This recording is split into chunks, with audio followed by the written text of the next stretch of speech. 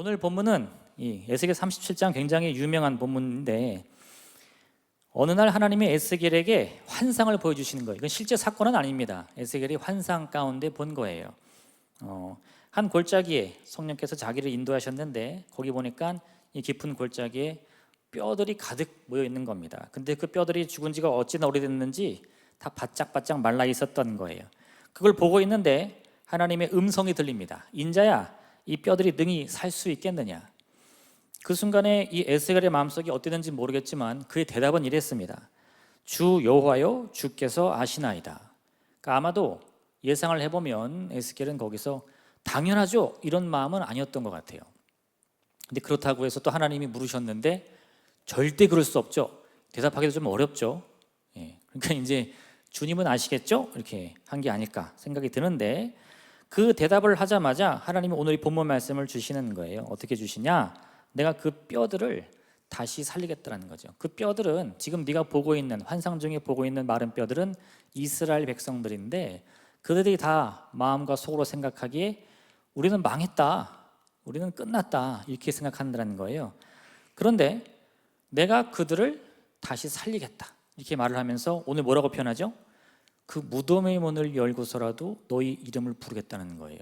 그러니까 그 절망이라는 게 다른 게 아니라 스스로를 이렇게 무덤에 가둬놓는 행위거든요.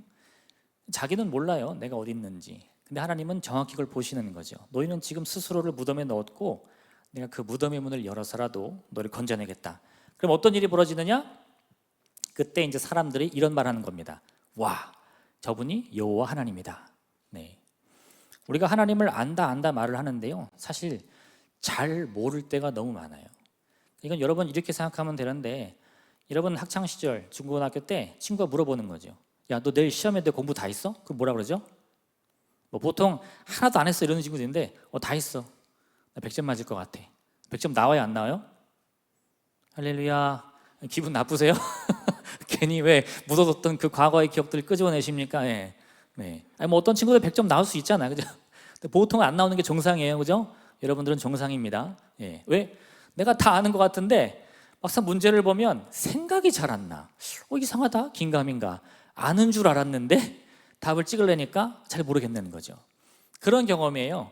하나님을 믿습니까? 아멘. 근데 아멘 했는데 하나님을 믿는다는 게 뭔지 막상 답을 치려니까 이 정답이 잘 안 보이는 경우가 종종 있다는 겁니다. 그래서 오늘은 뭐 제가 어떤 정답을 준다는 게 아니라 그 중에 하나 우리가 꼭 알아가야 할 것, 하나님은 소망의 하나님이다. 이거 하나를 꼭 여러분들이 배워가고 돌아가시기 부탁드립니다. 첫 번째는 중요한 게요, 왜 소망이 필요한가? 이걸 우리가 알아야 돼요. 왜 소망이 필요한가? 마태복음 9장 12절 보면 이런 말씀이 있는데 건강한 자에게는 의사가 쓸데없고 병든 자에게라야 쓸데가 있느니라. 그러면 소망은 누구에게 필요한 겁니까? 소망은 스스로 절망에 빠졌다 하는 사람에게 필요한 겁니다. 나는 절망에 빠졌어요, 나는 고통 속에 있어요, 저는 슬픔에 갇혀 있습니다 라고 하는 사람에게는 반드시 소망이 필요한데, 근데 지금 제가 여러분에게 묻는 거예요. 여러분들은 절망에 빠져 있습니까? 그럼 여러분들은 뭐라고 대답하시겠어요? 답이 오늘 있잖아. 주께서 아십니다. 네 했어 지금 우리? 아이고, 그 옆에 있는 사람 누구야? 너무하네 진짜. 네. 아마 어떤 분들은 저는 안 그런데요, 뭐 제가 좀 힘들고 어렵다고 해서 뭐 절망까지는 아닌 것 같아요 할 수 있는데, 제가 내가 절망에 빠져 있는가라는 물음을 좀 잘 생각해 보셔야 돼요. 뭐냐면 절망에 빠져 계십니까? 하면 나는 이미 그 절망이 뭔지를 스스로 정의를 내립니다. 그죠? 절망이 알아야 내가 절망에 빠졌는지 안 빠졌는지를 알 거 아니에요. 절망이 뭔지도 모르는데 네 혹은 아니요 하면 이 정신 나간 사람이죠. 그러니까 여러분들은 이미 절망이 뭔지를 스스로 정의를 내리는데, 제가 이 얘기 한번 들려드릴게요. 지금 미국의 아주 주목받고 있는 테슬라의 CEO 일론 머스크가 어떤 기자와의 인터뷰에서 이런 얘기를 했어요. 기자가 막 여러 가지를 묻습니다. 이거 어떻게 되는 겁니까? 저건 뭡니까? 그랬더니 그 말을 다 듣다가 이런 대답을 하더라고요. 잘못된 질문으로는 올바른 답을 얻을 수 없습니다. 네. 제가 거기서 아주 큰 깨달음을 얻었어요. 우리가 답을 내리지 못하는 사실 많은 이 질문들에는 내가 왜 그것도 모르지? 라고 생각할 수도 있는데, 어떤 면에 있어서 곰곰이 생각해 보면 처음부터 질문이 틀렸을 수 있다는 거예요. 그러니까 내가 답을 못 찾은 거지. 그 내 잘못이 아니죠. 그러면 절망에 빠져 있습니까? 라는 질문은 어디가 틀렸을까요? 기본적으로 우리의 정의가 틀렸을 수 있다는 거죠. 절망에 대한 정의, 절망을 여러분들이 스스로 이 개념화하는 그 개념이 틀렸을 수 있다는 거예요. 왜요? 제가 찾아보니까 이 사전에는 절망을 이렇게 표현합니다. 괴로움과 어려움을 아울러 이르는 말. 그러니까 제가 여러분에게 당신은 절망에 빠져 있습니까? 그러면 내가 어떤 고통을 당하더라, 이걸 먼저 생각하는 거예요. 뭐 관계의 문제나 물질의 문제나 뭐 진로의 문제나 환경의 문제나 혹은 아니면 뭐 질병의 문제나 나는 다 괜찮은 것 같은데 견딜만 한데, 그럼 뭐예요? 전 절망에 안 빠졌어요, 이렇게 얘기를 한다는 거지. 근데 그 절망을 이렇게 한번 정의를 해봅시다. 절망을 훨씬 더 넓은 의미로 소망이 없는 상태가 절망이다. 그럼 여러분, 당신은 절망에 빠졌습니까? 이걸 어떻게 바꿀 수 있죠? 당신은 지금 소망이 있습니까? 이렇게 물어볼 수 있다는 거예요. 한번 스스로에게 물어보세요. 나는 소망을 가지고 있는가? 이 정말 여러분 조금의 망설임도 없이 네, 할 수 있다면 괜찮은데 조금이라도 머뭇거리신다면요, 도대체 내 문제는 뭐지? 그걸 고민해 보셔야 된다는 거예요. 그리고 나도 모르는 사이에 내가 정말 절망에 빠져 있는 게 아닌가? 그걸 고민해 보셔야 된다는 거예요. 아까 말씀드렸죠. 이스라엘 백성들이 이 고통 중에 있어가지고 우리는 마른 뼈와 같습니다. 근데 하나님은 그걸 뭐라고 바꾸시죠? 너희는 무덤에 있다, 이렇게 말한다는 거예요. 네. 하나님 그거 정도는 아니에요. 우리가 좀 힘들고 어렵지만 무슨 제가 무덤에 있습니까? 숨쉬고 잘 살아가고 있는데. 하나님이 그 개념과 생각이 잘못됐기 때문에 지금 그 이스라엘이 다시 일어서지 못하는 거예요. 마치 마른 뼈와 같이 그 깊은 절망의 이 골짜기에 갇혀 있다는 겁니다. 우리도 마찬가지인데, 내가 지금 난 절망에 빠져 있는가? 이거를 깊이 생각하면서 그 절망에 집중하지 말고요, 그걸 반대로 정말 나는 소망을 가지고 있는가? 이걸 고민해 보시라는 겁니다. 잠언 29장 18절에 이런 말씀이 있습니다. 묵시가 없으면 백성이 방자에 행하거니와 율법을 지키는 자는 복이 있느니라. 여기서 주목할 것은 묵시가 없으면 백성이 방자에 행한다, 이런 말이 있거든요. 묵시가 없으면 백성이 방자에 행한다. 말 듣기는 좀 어려워요. 왜냐하면 이 묵시나 방자라는 것이 우리가 흔히 쓰는 말이 아니거든요. 근데 이 묵시라는 말은 히브리어로 우리가 볼 때 하존이라는 말을 쓰는데, 이 하존이라는 단어는 성경에서 꿈이라는 말로 많이 번역됩니다. 꿈꾸는 사람, 그러니까 하존이에요 다. 그러니까 사실 묵시라는 것이 어렵게 볼 필요 없어요. 꿈을 꾸고 있는가, 사실 소망을 품고 있는가는 거예요. 당신은 지금 내일에 대한 꿈이나 소망을 품고 있습니까? 그거 하존이에요. 근데 그게 없으면 어떻게 된다고요? 방자에 행한다. 그 방자야 이로라 할 때 방자 아니고 막 산다는 거예요. 말 그대로. 천방지축? 너무 표현이 약해. 정말 그 인생이 당장이라도 죽음과 멸망으로 떨어질 만큼 막 산다는 거예요. 혹시 주변에 그런 친구 있는지 모르겠어요. 야, 쟤는 저렇게 살다가 어떻게 하려고 그러냐? 혹시 있습니까? 옆에 쳐다보지 말고. 여긴 없죠? 그죠? 혹시 있으면 그게 방자함이에요. 정말 미래를 장담할 수 없는 정도가 아니라 쟤 큰일 났어, 쟤 저렇게 살다가 진짜 인생 망할 것 같아. 그게 방자함이거든요. 꿈을 꾸지 않으면 어떻게 된다고요? 스스로 망하는 길로 간다는 거죠. 그래서 이걸 아주 쉽게 풀이하면 이렇게 말할 수 있습니다. 꿈이 없는 백성은 망한다. 왜 우리가 망하죠? 돈이 없어서?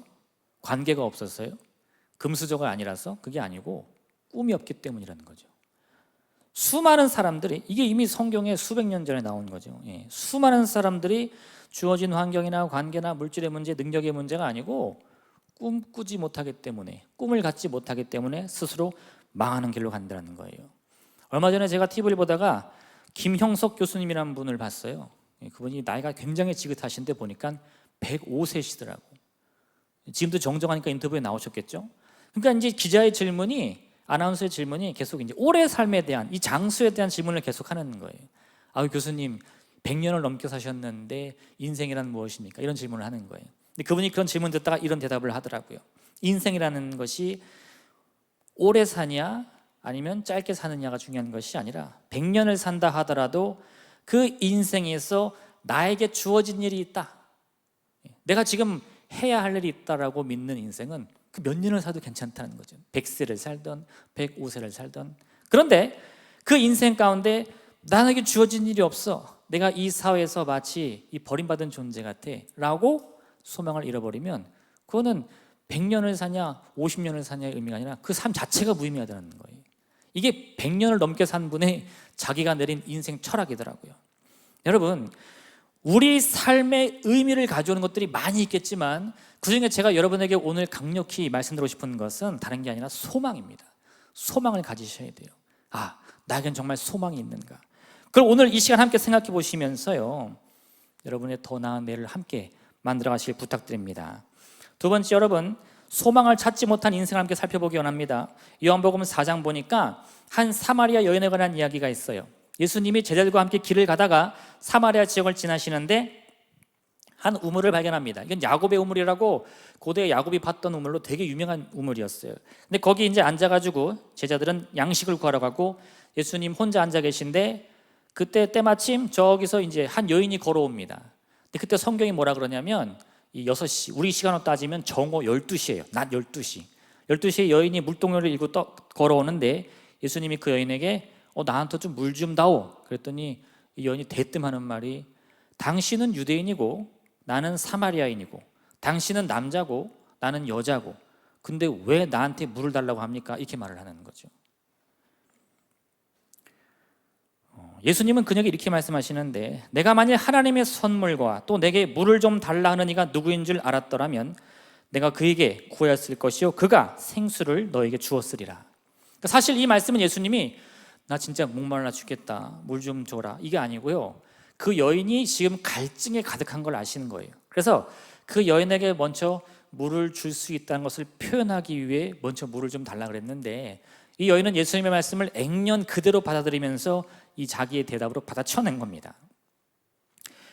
그때까지만 해도 여인이 그 사실을 몰랐는데 예수님이 또 한번 물어보세요. 그럼 너 남편을 한번 데려와라. 그랬더니 여인이 뭐라 그러냐면 저는 남편이 없습니다.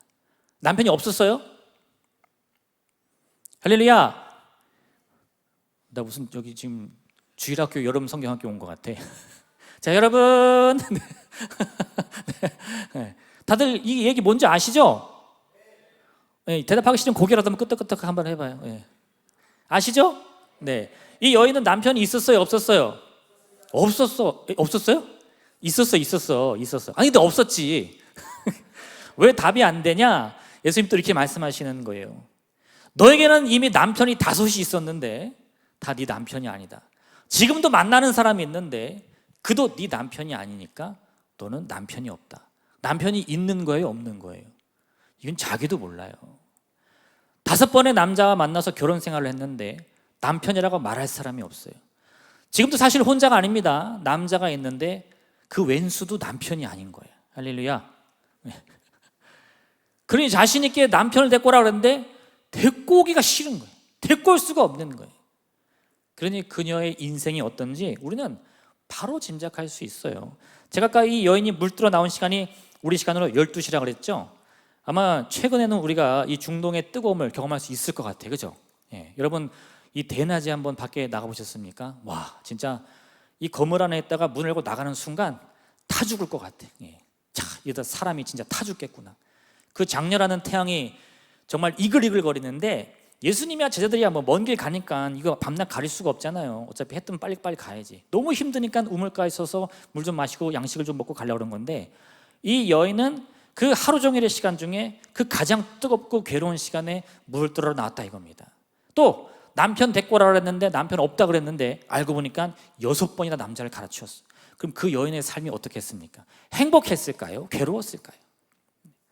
이건 뭐 너무나 당연한 거죠. 소망이 없는 인생이 바로 이런 여인의 인생과 같다는 거예요. 또 하나, 그 여인이 소망이 없으니까 물 좀 줄래? 그럼 뭐라 그러죠? 아, 싫어요. 이거 아닙니다. 당신이 뭔데 나한테 물을 달라 그래? 자격이 있어? 능력이 있어? 나한테 돈 냈어? 예, 한마디를 더 하는 게 아니라 10마디를 더 하는 거예요. 뭔가 관계를 하려고 해도 나랑 좀 친구 좀 할래? 네가 나랑 친구할 수 있을 것 같아. 자격도 없는 놈이. 이게 뭐예요? 사실은 상대방을 상처 주려는 게 아니라 내 상처가 너무 많아서 상대방을 먼저 찌르고 보는 겁니다. 왜? 그게 이미 습관화되어 있는 거예요. 소망이 없다는 것은 단순히 생각이 없다는 게 아니에요. 생각 좀 해. 그게 아니고요. 이미 상처로 가득해. 내가 지금 여기서 어떻게 살아가야 될지, 어떻게 발버둥 쳐야 될지를 전혀 깨닫지 못하는 상태가 소망이 없는 겁니다. 이게 바로 절망이라고 부르는데, 또 하나 있습니다. 예수님께서 베데스다 하는 연못을 지나가시는데 이 연못은 특징이 있었어요. 베데스다라고 불리는 연못이 크게 있는데 그 연못이 아주 비정기적으로 물이 크게 출렁일 때가 있어요. 막 움직입니다. 이게 웬일이냐 하고 거기에 가장 먼저 그 물에 뛰어들면, 갑자기 움직이는 그 연못물에 뛰어들면 어떤 병이든 바로 낫는 거예요. 놀라운 일 아닙니까? 여러분, 만약에 이 무심천이 잘 흐르다가 갑자기 출렁거려, 막 파도가 쳐, 뛰어들면 병이 나. 그럼 어떤 일이 벌어질까요? 뭐 병원에 있는 사람 병원 다 뛰쳐나가지고 그 무심천 쫙 해변가에 있지 않겠어요? 그죠? 그 물만 움직이면 낫는 거 아니에요? 베데스다도 똑같았는데 그 베데스다 연못 주변에 수많은 병자들이 세워라 내워라 거기 누워 있는 거예요. 왜? 물만 움직이면 뛰어 들어가려고. 예수님이 한 병자를 봤는데 이 사람은 38년 됐답니다. 그가 거기 앉아있는 시간이 38년인지 아팠던 시간이 38년인지 여하튼 모르겠지만 이미 그는 40년 가까이를 고통 속에 살아온 거예요. 근데 또 그가 하는 이 행동과 말을 보면 그는 다리가 아픈 사람이었어요. 아까 제가 뭐라 그랬죠? 물이 움직일 때 어떻게 해야 되죠? 누구보다 빨리 뛰어 들어가야 돼. 그럼 제일 불리한 사람이 누구예요? 머리 아픈 사람, 손 아픈 사람, 다리 아픈 사람. 누가 제일 불리하죠? 당연히 다리 아픈 사람. 이 병자는 자기가 뭘 해도 무슨 짓을 해도 들어갈 수가 없어요. 지금 물이 움직일 때 들어가면 낫는다? 이게 중요한 게 아니야. 나는 들어갈 수 없다. 이게 중요하지. 예수님이 그 사람한테 물었습니다. 너는 낫고자 원하냐? 그럼 뭐라고 대답하면 돼요? 이 질문은 어떤 대답을 원하죠? 예 아니면 아니요. 그죠? 근데 이 사람은 그렇게 대답하지 않아요. 주여, 물이 움직일 때에 나를 못에 넣어주는 사람이 없어 내가 가는 동안에 다른 사람이 먼저 내려가나이다. 이 사람은 낫고 싶어 합니까? 낫기 싫어합니까? 모르겠어요. 나도 내가 그 사람 말을 어떻게 알아? 근데 왜 이런 대답을 하죠? 아까도 말했지만 소망이 없는 거예요. 왜? 물이 움직이면 들어갈 때 낫지만 나는 들어갈 수 있어요? 없어요? 없어요. 나는 할 수 없어. 남들은 다 할 수 있는데 나는 할 수 없어. 우리 아버지는 능력이 없어. 우리 집은 돈이 없어. 나는 지능이 떨어져. 나는 몸이 아파. 그래서 나는 안 돼. 근데 그거를 확 잊어버리면 상관이 없는데 잊어요, 못 잊어요? 계속 바라보는 거예요. 계속. 그게 언제 내 것이 되나. 근데 마음 한켠에는 또 무슨 생각이 있어? 나는 절대로 안 된다. 그게 절망이에요. 그러니까 아까도 말씀드렸지만 예수님이 물을 좀 다오, 혹은 너는 낫고자 원하느냐?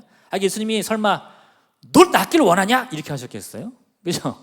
아니었을 거 아니야. 그런데 이 사람들은 그런 예수님의 이 질문에 그냥 폭발하듯이 신경질적인 대답을 하는 거예요. 그것도 뭐 알고 싶지도 않은 정보들을 줄줄줄줄 나열을 합니다.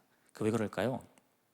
이미 여기에 가득한 그 절망이 상처가 되어서 너도 나를 찌를 거지, 나는 뻔히 알아, 내가 먼저 너를 찌를 거야, 이런 자세로 가득하다는 거죠.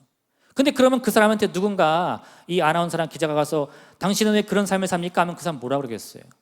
제가 왜냐면요 이럴까요? 아니요, 제가 반드시 확신하는데 제가 언제 그랬습니까? 아마 이렇게 대답할 겁니다. 저는 그런 태도를 가진 적이 없습니다. 저는 남을 찌른 적이 없어요. 저는 신경질을 낸 적이 없어요. 이렇게 대답할 거예요. 왜요? 나는 내가 무덤에 있는 줄을 몰라요. 여러분, 하나님이 소망으로 오신다는 것은 하나님이 그 수많은 것을 줘야 되는데 줄 게 없어서 안 되겠다, 나는 소망밖에 줄 게 없다, 이게 아니에요. 지금 우리에게 가장 무엇보다 필요한 게 소망이기 때문에 소망을 주겠다는 겁니다. 예레미야 29장 11절 보면 하나님 이렇게 말씀하시는데, 여호와의 말씀이니라 너희를 향한 나의 생각을 내가 아나니 평안이요 재앙이 아니니라 너희에게 미래와 희망을 주는 것이니라. 하나님이 우리에게 대한 섭리가 있습니다. 뜻이 있습니다. 믿습니까? 그 뜻이 뭘까요? 정답이 여기 나와 있는 거예요. 우리가 그 섭리를 막 찾아. 하나님, 이 청바지를 사는 게 주님의 뜻입니까? 이 학교를 가는 게 하나님의 뜻입니까? 여러분, 그런 거 없어요. 입고 싶은 거 입고 가고 싶은 학교 가세요. 근데 그 안에 내가 여기를 가는 것이 소망이며 행복이며 기쁨이냐, 그걸 따져 물으셔야 된다는 거예요. 내가 이 말을 해서, 이 행동을 해서, 이 길을 가서 정말 행복할 수 있느냐, 그게 하나님의 섭리라는 거죠. 우리 아우니치 팀 갔다 오셨는데 떠나는 비행기에서 무슨 생각하셨어요? 저는 지금도 생각나는데 첫 해 우리 청년들과 함께 아우니치를 가는데 비행기가 붕 이륙하는데 제가 무슨 생각했냐면, 야, 이게 착륙하는 비행기면 좋겠다. 네. 왜요? 네. 너무 힘들 게 뻔하니까. 네. 그런데 정말 착륙하는 비행기에서는 또 무슨 생각이 들어요? 아, 빨리 또 가고 싶다. 네. 내가 가는 길을 나도 확신을 못 하는데, 여러분, 지금 내가 그 가는 길 앞에서 정말 내가 행복을 향해 가는 길인 것을 계속해서 질문하고 깊이 묵상하고 찾아가면서 그 답을 찾으셔야 돼요. 그게 하나님의 섭리입니다. 다른 거 아니에요. 오늘 기도 몇 시간 했지? 성경 몇 장 읽었지? 그런 거 안 중요해요. 하면 좋지만 기도하고 성경 읽어야 되는 목적과 이유가 뭐죠? 행복하기 위해서, 행복하기 위해서. 하나님은 여러분에게 반드시 소망을 주시는 분입니다. 이 소망에 대해서 한 가지 여러분 제가 힌트를 드릴게요. 이게 뭔가 말보다는 이야기가 훨씬 효과가 있더라고요. 아시스에 성 프란치스코라는 사람이 있습니다. 아마 이 기독교 역사를 좀 아시는 분은 잘 아실 거예요. 굉장히 유명한 사람인데 이분이 청빈, 그러니까 깨끗한 이 가난함을 추구하던 분인데 성 프란치스코 회를 설립한 수도사입니다. 이분이 얼마나 유명한지, 그분이 이제 설교를 하려고 숲에 나가서 막 말씀을 전하면 그 아무도 없는 숲 속에서 날아가는 새들이 혹은 이 뛰어가던 이 늑대들이 그분 발밑에서 설교를 들었다. 이거 막 제가 지어낸 얘기가 아니라 그분에 대한 이 한 일대기 기록에 있는 내용이에요. 많은 맹수들이 그분 앞에 순종했다는 것. 그만큼 유명한 분인데 이걸 따르는 제자들이 있었을 거 아니에요. 같이 40일 금식 기도를 합니다. 그런데 이 40일 금식 기도를 하다가 시작하려고 하니까 한 제자가 이렇게 말하는 거예요. 선생님, 우리 40일 금식 기도는 너무 쉬우니까, 그죠? 쉽죠? 40일 금식 기도. 금식 기도를 할 때 그 각자 앞에다가 음식을 놓고 하자는 거예요. 맛있는 음식을. 유혹을 더 강하게 해서 의지를 다지하는 거죠. 그래서 이제 하루하루 금식할 때마다 이 따뜻한 김이 모락모락 나는 죽을 한 그릇씩 놓고 금식을 하기로 했습니다. 하루 이틀 쭉쭉 지났어요. 한 20일 절반쯤 지났는데 그 금식하신 분이나 혹은 배를 굶은 분들은 아실 거예요. 이 극게 다르면 눈이 돌아가 진짜. 제가 5일 금식해 본 적이 있는데 마지막 5일째 이제 아침을 먹기로 했어요. 아침에 일어났는데 식당에 갔는데 그 죽 향기가 너무 달콤한 거예요, 진짜. 그 입구부터 와, 너무 맛있겠다. 막 침이 진짜 막 입에 막 고여요. 한 입 딱 먹었는데 내 생각만큼 너무 맛있는 거예요. 나중에 다시 그 금식 기도원을 가가지고 그때는 금식 안 하고, 야, 여기 죽 진짜 얼마나 맛있는 줄 알아? 내가 쏠게, 가자. 딱 먹었는데 아무 맛도 안 나, 진짜. 네, 소금 설탕 한 방울도 안 넣었더라고요. 그러니까 내가 너무 굶으니까 그냥 흰쌀로 만든 그 하얀 죽도요 그렇게 달콤하게 느껴지는 거예요. 눈이 돌아가는 거죠. 그러니까 이 20일 금식했으니까 얼마나 눈이 돌아가 있어요. 한 제자가 그 고통을, 유혹을 못 이기고 죽을 한 숟가락 얼른 입에 넣었어요. 여러분, 이 단체 생활 해보셨죠? 다 같이 이거 하자. 근데 한 친구가 그걸 꼭 어겨. 그러면 어때요? 뭐라 그러죠, 여러분들? 자, 1번 괜찮아. 2번 뒤질래? 몇 번? 네? 몇 번? 네. 몇 번이요? 지금 마음의 소리 지금 아무도 말 못하는데, 네, 그죠? 괜찮으면 이미 나았지. 안 나잖아 지금. 그 제자들도 똑같아.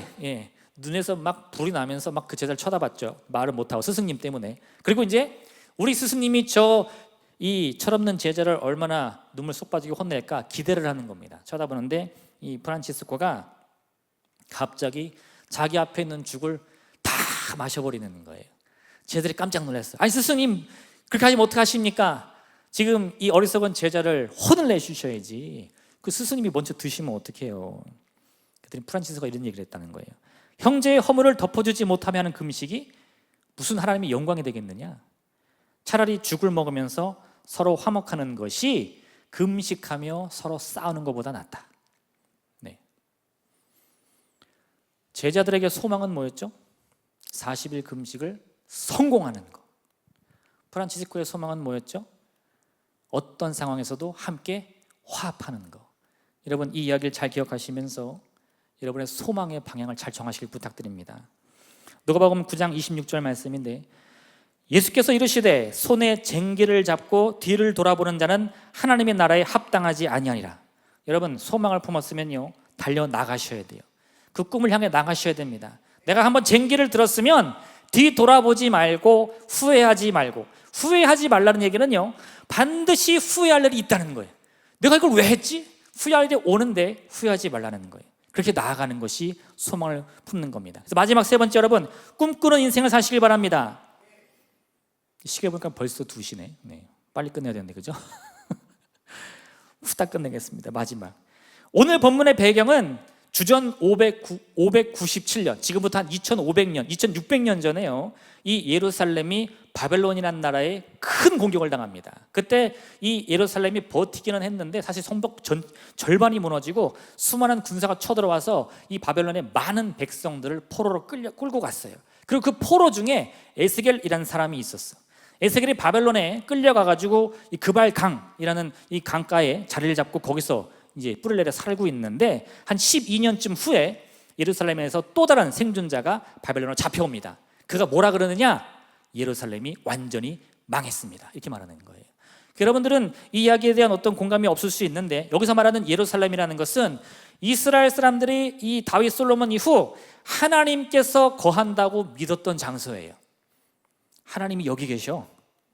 하나님이 내가 여기 가서 기도하고 여기서 뭘 하면 반드시 와서 응답해 주시는 곳이야. 근데 그 집이 어떻게 됐다고요?